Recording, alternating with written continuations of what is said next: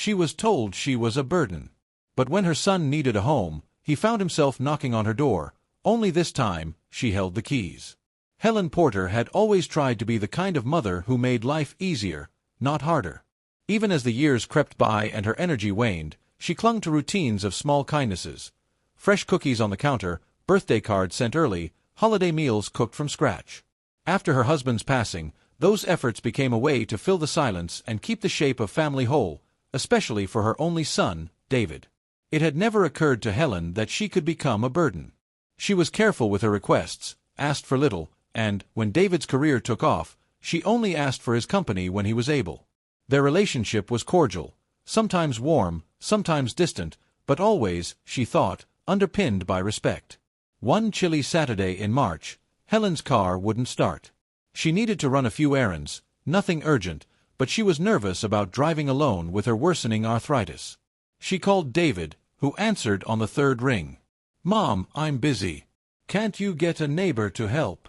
Helen hesitated. "It's just the market and the pharmacy.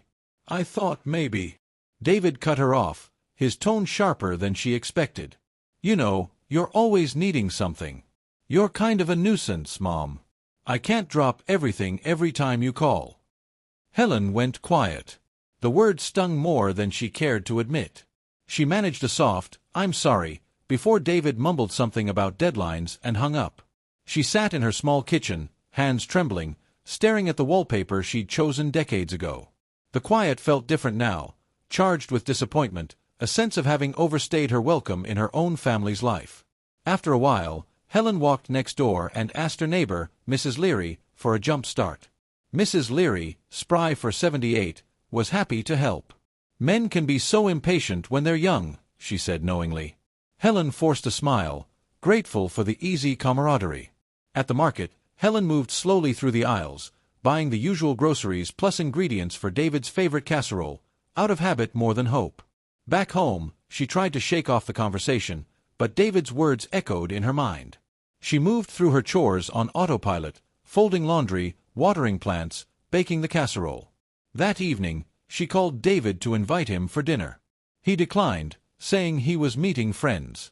Helen ate alone, the untouched casserole cooling on the stove. She wrapped the leftovers and put them in the freezer, telling herself it was just one bad day.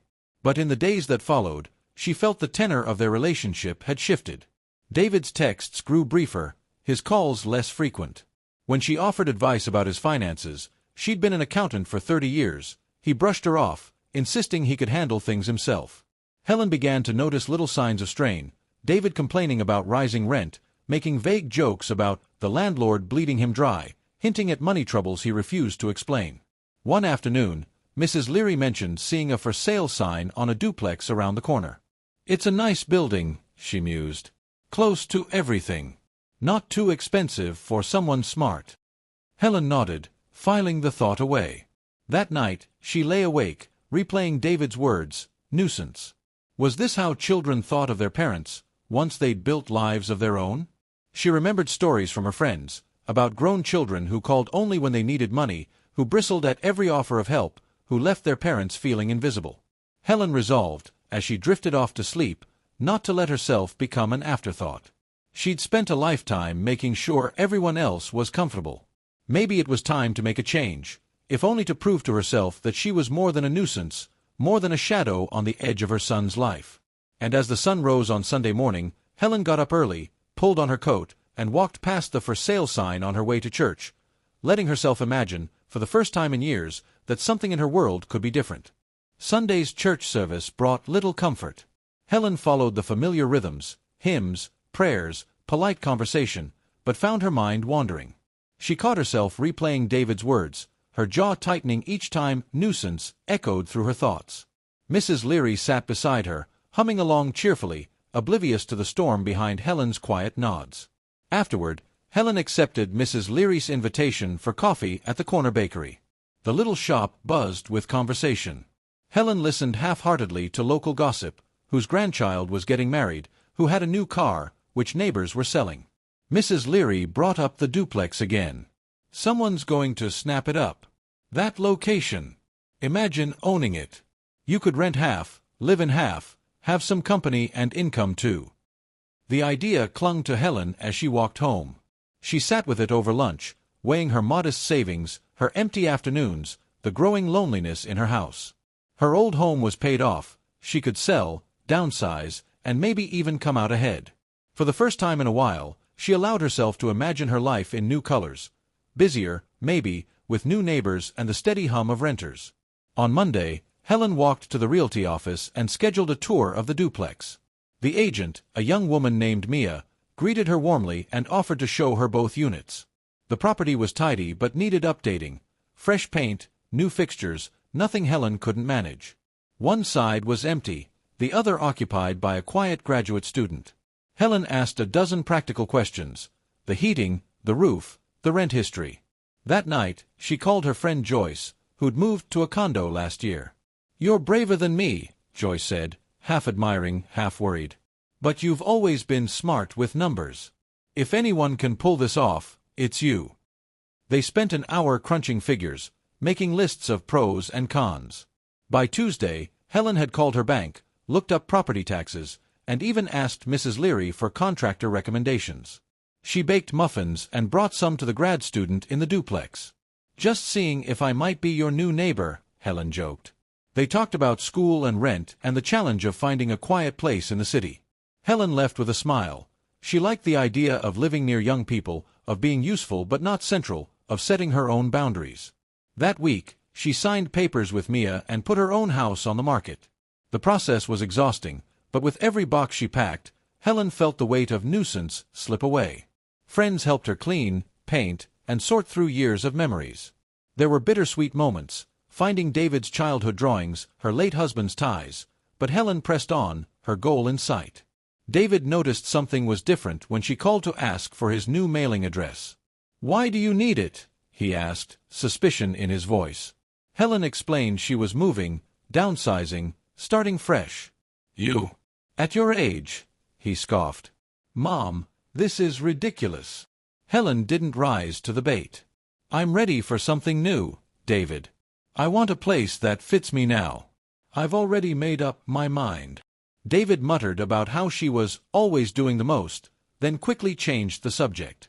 Helen's house sold quickly, and by the end of the month, she held the keys to the duplex. She moved into the empty side, unpacking box by box, making the small, sunlit rooms her own. For the first time in decades, she felt the hush of possibility instead of loneliness. One evening, after a long day of arranging furniture, Helen sat by her new living room window and watched the world go by. She smiled to herself, thinking of all the ways her life had just shifted, how she'd stepped out of the role of the forgotten, the afterthought, the nuisance. Now she was owner, neighbor, landlord. She didn't know what would come next, but for the first time in years, Helen was content to let the days unfold on her terms. Helen quickly discovered that being a landlord was nothing like she'd imagined. Each day brought a new list of tasks, small challenges, and opportunities to meet the world on her own terms. The first week in the duplex, she learned where the pipes creaked and which windows let in the morning sun. She unpacked carefully, arranging her life in a way that felt fresh but still like home. Family photos on the mantel, her husband's old recliner in a sunbeam, recipe cards stacked by the stove. Her tenant, Natalie, the graduate student, was polite but busy. Helen saw her coming and going at odd hours, always with a backpack or tote bag. One morning, Helen baked a batch of scones and left a plate outside Natalie's door with a welcome note. Natalie returned the dish with a shy thank you, and a few days later slipped Helen a bouquet of wildflowers wrapped in notebook paper. Their exchanges were brief but kind, and Helen relished the feeling of being appreciated, even in small ways. Helen spent afternoons painting the spare bedroom, hanging curtains, and tending the patch of garden out back. Mrs. Leary stopped by with cuttings from her own garden, offering advice and gossip. "You look 10 years younger," she remarked, surveying Helen's handiwork. Helen smiled, surprised at the truth of it. Her face felt lighter, her back less bent under the weight of worry. Still, there were moments of loneliness, especially in the evenings. The house was quieter than she was used to, and sometimes Helen wondered if she'd made a mistake. But then she'd walk through the tidy rooms, see the light streaming in, and remember why she'd chosen this path. One day, as Helen was sorting mail, she found an overdue notice addressed to David from his old apartment. The return address was a property management office she recognized from stories he'd told about his terrible landlord. Helen called David, her tone gentle but firm. "You might want to update your address with your new landlord," she said, unable to resist the smile in her voice. David groaned, annoyed. "I know, Mom. I'm working on it." A few days later, David called back. "My rent just went up again," he complained. "I don't know how anyone can afford this city." Helen listened quietly, then asked if he'd considered moving closer to her. After all, she had a perfectly good rental unit. David laughed it off. "Live next door to my mother? Yeah, right." But as the weeks went on, David's calls grew more frequent. He asked about the duplex, about the rent, about the neighborhood. Helen answered each question honestly, never pushing, simply laying out the facts. Meanwhile, Helen was busy. She joined the church quilting circle, hosted a small dinner for Mrs. Leary and Natalie, and began volunteering at the local library. She reveled in the small routines that filled her days: morning walks, crossword puzzles, baking for new friends. For the first time in years, her calendar was full by her own design. One evening, Natalie knocked on Helen's door, looking flustered. Her shower was leaking and the bathroom floor was damp. Helen rolled up her sleeves, found the right wrench, and together they fixed the problem. Natalie laughed, shaking her head. "My last landlord wouldn't even answer my texts." "You're the best, Helen." The praise made Helen's chest warm. She realized she was good at this, at providing, at fixing, at making a home. Helen wrote in her journal that night, "I never knew I had so much left to give. Or that I could give it to myself, too." As summer edged closer, Helen found herself looking forward, not back. She was no longer just someone's mother or a nuisance. She was Helen Porter, neighbor, friend, and landlord, with a life and a legacy all her own. Early June brought a stretch of hot, restless nights. Helen found herself dozing with the windows open, listening to the distant buzz of summer crickets and the laughter of neighbors barbecuing on porches. One sticky afternoon, she got a call from David. There was an edge of desperation in his voice Helen hadn't heard in years. "Mom, are you serious about that apartment?" he blurted out. "My lease is up next month, and my landlord's raising the rent again. I'm out of options. Every place I look at is worse or more expensive." Helen's heart gave a little flutter, not from triumph, but from something like hope. She kept her voice calm, running through the details: rent, utilities, the quiet tenant next door, the no-pets policy she'd established to protect the hardwood floors. David sounded relieved. "It's close to my office, right? Can I come look at it tomorrow?" Helen spent that evening cleaning the empty unit, scrubbing cabinets, airing out the rooms. She put fresh flowers on the kitchen counter and left a small plate of cookies in the oven, just as she had when David was young. She felt a surge of nerves. Was she truly ready to have her son living next door, with all their old habits and tensions so close at hand? David arrived the next afternoon, clearly stressed. His hair was messy, shirt untucked, shoulders hunched. Helen watched him inspect the rooms with a critical eye. "It's small," he said, "but honestly, it's nicer than what I've had lately." He asked about parking, storage, the neighbors, the laundry in the basement. Helen answered every question, quietly proud of what she'd made for herself. Before he left, David lingered in the kitchen. "Thanks for offering this, Mom. I know I haven't always been grateful." He looked away, embarrassed. Helen simply nodded. "We all start somewhere. This is a good place to start again, if you want it." 2 weeks later, David moved in. Helen watched from her living room window as he unloaded boxes, arguing with a delivery guy about the width of the front door. She felt the old tug of wanting to rush out, to help and hover, but she held back, giving him space. The first week, things were awkward. David avoided small talk, ducked out early, and ordered takeout for most meals. Helen tried to respect his boundaries, focusing on her routines: watering plants, volunteering, meeting Mrs. Leary for coffee, checking in on Natalie. Still, every so often, she left a plate of cookies at his door, or texted him reminders about trash pickup. Sometimes he replied with a quick, "Thanks." Sometimes he didn't. Gradually, a new rhythm emerged. David stopped by to borrow a hammer, then returned to help Helen fix a loose step. One night, he knocked on her door and asked if she wanted to share a pizza, just like old times, though both of them were quieter, a little wary. One Saturday, as a summer storm rolled in, the power flickered out across the block. Helen lit candles, set up a board game, and invited David and Natalie over to wait out the outage. They played Scrabble by candlelight, laughter echoing in the small, cozy space. For a few hours, Helen forgot about hurt feelings and biting words. She remembered only the ease of being together. That night, after everyone had gone, Helen wrote in her journal, "Sometimes, the life you build for yourself is the one your children finally see you for. And sometimes, that's enough." Helen knew challenges would come, old wounds and new boundaries tested. But for now, she had a sense of belonging and authority she hadn't felt in years. She was more than a nuisance now. She was landlord, mother, and Helen, all at once. With David settled into the duplex, Helen's days took on a new energy, part excitement, part anxiety. She was glad to see him more often, but also wary of falling into old patterns, over-mothering, anticipating needs, tiptoeing around tension. This time, she told herself, things would be different. Helen saw David most mornings, their encounters brief and polite, a wave in the driveway, a shared smile over the mailbox. Occasionally, he asked for advice about bills or small repairs. She offered help when asked, careful not to intrude. Sometimes he seemed grateful, sometimes distracted, but never dismissive, not like before. Natalie, meanwhile, thrived with the new neighbor. She and David quickly discovered a mutual love for coffee and Sunday crossword puzzles. Helen watched their easy banter with a twinge of envy, but she was glad David had found a friend. Natalie often invited both to join her for a meal, sometimes potluck style, with everyone contributing a dish.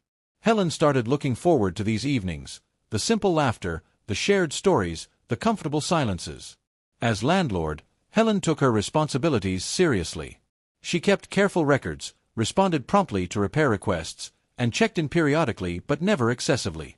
When David's kitchen faucet started leaking, she arrived with a toolbox but insisted he help. "You live here now," she teased.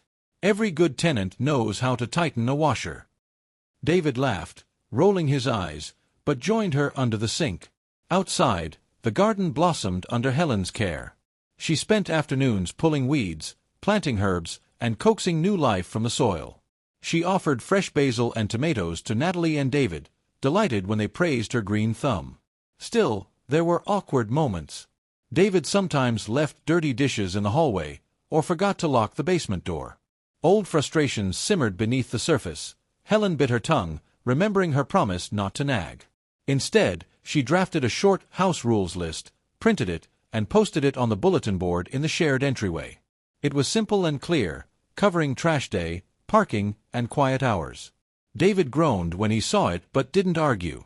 Their relationship found a strange new balance. Helen took pride in her independence, in being the landlord, no longer invisible, no longer just Mom.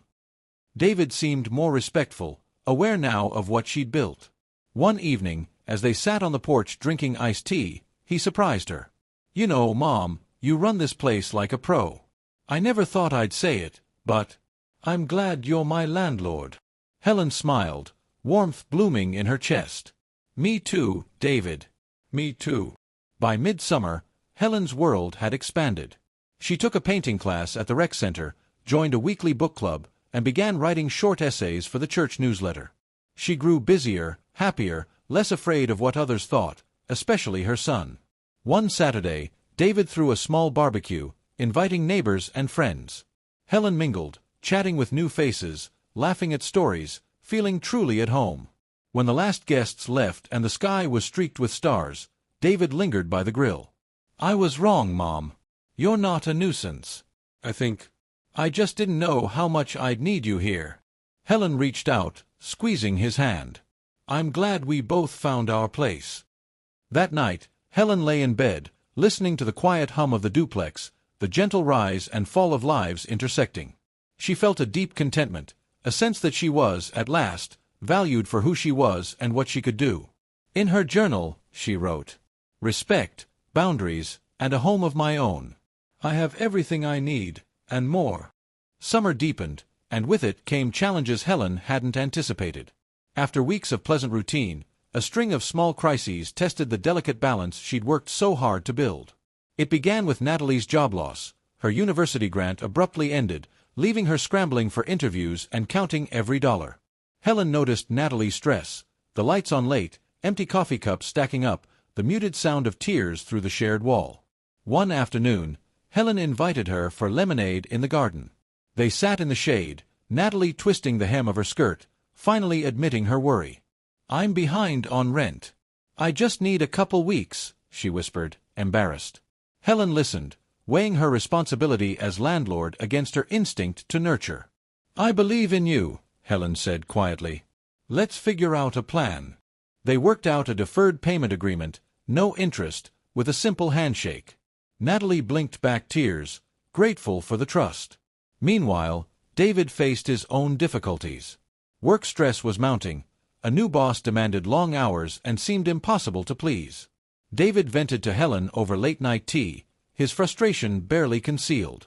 "I don't know if I can keep up," he admitted. For the first time, Helen resisted the urge to fix everything, choosing instead to listen. "I'm proud of how hard you work, David," she said. "Just remember to take care of yourself, too." Helen's new independence was tested in other ways. A pipe burst in the basement, flooding the laundry room. Helen called a plumber, coordinated repairs, and even mopped up herself before sunrise. Mrs. Leary and a neighbor offered to help, and soon Helen found herself laughing, shoes soaked, as they wrangled old towels and buckets. The ordeal was exhausting but strangely satisfying. She was not just coping, but thriving. Helen continued to carve out her own space, attending art class, writing for the church newsletter, volunteering at the library. She felt herself growing, not younger, but braver. Her essay about second chapters was published in the local paper. Neighbors stopped her on the street to congratulate her. One Saturday, Natalie invited Helen and David over for dinner, a gesture of gratitude for their kindness. She cooked her grandmother's stew, and the three of them sat around a small table, sharing stories and laughter. David, relaxed for the first time in weeks, surprised Helen by proposing a regular dinner rotation. "We're practically a family, after all," he joked. Helen realized how far they'd all come, from tense silences to easy camaraderie, from grudges to gratitude. She watched David and Natalie wash dishes together, their laughter filling the duplex, and felt a surge of pride, for herself and for the life she had rebuilt. Before bed, Helen journaled. "Being needed is nice, but being respected is better. I never knew how much I could handle, until I let myself try." She fell asleep with the window open, a gentle summer breeze lifting the curtains, the comforting sounds of her chosen family settling in for the night. By August, the duplex felt less like a building and more like the heart of a small, chosen family. Each resident, even Helen herself, seemed to find a new confidence, testing boundaries but also deepening connections. Helen's days began early. She watered her tomato vines before the heat rolled in, then joined Mrs. Leary for their now regular morning walks. Their laughter echoed down quiet streets as they swapped stories and admired each other's gardens. Back home, Helen spent time editing her latest essay for the church newsletter, the one about growing new roots in old soil. The words came easier now. She'd found her subject and her audience, both. David, more settled, now spent weekends tinkering with small repairs. One Saturday, he offered to repaint the front steps. Together, mother and son worked side by side, sanding, priming, painting, their easy banter a far cry from old tensions. When they finished, David stood back, admiring their work. "You know, Mom, I never pictured myself here, but I can't imagine being anywhere else right now." Helen beamed, feeling seen not as a burden, but as a partner. Natalie landed a new job at a local non-profit. She celebrated with takeout in the backyard, inviting Helen and David to join. There, under the string lights, Natalie toasted Helen. "I never would have made it without you believing in me. You're the best landlord and the best neighbor anyone could ask for." David raised his glass, echoing the sentiment, and Helen felt the warmth of their gratitude deep in her chest. The duplex became a hub for small gatherings. Helen hosted book club on her side. David and Natalie organized game nights, filling the space with laughter. Neighbors dropped by with garden vegetables and baked goods, and soon Helen's table overflowed with gifts and gratitude, a testament to the life she had built. Late one evening, as the house settled into stillness, David knocked on Helen's door. He looked sheepish, holding a folder of paperwork. "I'm thinking about buying a small condo eventually. Can you look at the numbers with me? You always were better with money." Helen agreed, but this time she guided, not managed, asking questions, making suggestions, letting David steer. He listened, grateful, the old resentment replaced by respect. Helen also allowed herself moments of pure solitude, painting, reading, or simply sitting in the backyard with a cup of tea, watching the moon rise over the garden. She relished the freedom and fullness she'd found, not by clinging to her son, but by building something stable and beautiful for them both. One night, after a dinner with both tenants, Helen sat on her porch, journal in hand, and wrote, "Family isn't who needs you, but who grows with you. I thought I wanted to be needed, but I've learned I want to be chosen, and I am." The summer air was soft. The duplex glowed in the dusk, full of promise and possibility. As autumn approached, Helen felt the seasons shift in every part of her life. Mornings were crisp, leaves painted the street in gold and scarlet, and the duplex seemed to glow from within, warm light at every window, voices overlapping in gentle comfort. The routines that once felt unfamiliar had become her foundation. Helen continued writing for the church newsletter and was invited to share her essays at the community center's story night. She was nervous, but David and Natalie sat in the front row, their presence a steady encouragement. When she read her piece about second chapters, the applause was real, and a few in the audience even wiped away tears. Afterward, Helen was approached by neighbors who shared their own stories of reinvention. For the first time, she truly felt seen. David was thriving in ways Helen hadn't expected. With her gentle support, he built confidence in managing his own finances, and even started saving for that condo. Their late-night talks became less about problems and more about dreams, travels David hoped to take, new skills he wanted to learn. He invited Helen to join him at a trivia night at a local pub, and together they won a round, their laughter drawing smiles from strangers. Natalie settled into her new job and continued to lean on Helen, but the relationship matured. She hosted her own friends for dinner, sometimes inviting Helen, sometimes not. Helen was glad Natalie felt independent, and equally glad to be included when she was. One weekend, Helen hosted a duplex harvest supper in the backyard. She cooked stews and pies, neighbors brought breads and salads, and laughter drifted through the evening air. As dusk fell, Helen offered a toast. To family, by blood, by friendship, and by the homes we make for ourselves. The words lingered as candles flickered, and even David, who rarely got sentimental, raised his glass with feeling. After the party, David lingered, helping Helen clear plates. "You know, Mom, I used to think you just wanted to be in my business. I never realized you just wanted me to have a place to land. I'm glad I get to be here for you, too." Helen smiled, squeezing his arm. "You're not my tenant, David. You're my son, and now you're my neighbor and my friend." As the first leaves began to fall, Helen found herself sitting on her porch, watching the sky fade from orange to violet. The sense of nuisance that had haunted her for months, years, even, had been replaced by something quieter and stronger: belonging, purpose, pride. She wrote in her journal, "I didn't ask to be needed. I asked to be respected, included, and loved. And I gave myself those things first. The rest followed." The duplex was more than an address. It was Helen's statement to the world. She had built something lasting, not by holding on to the past, but by stepping forward, one brave, necessary, and unexpected step at a time.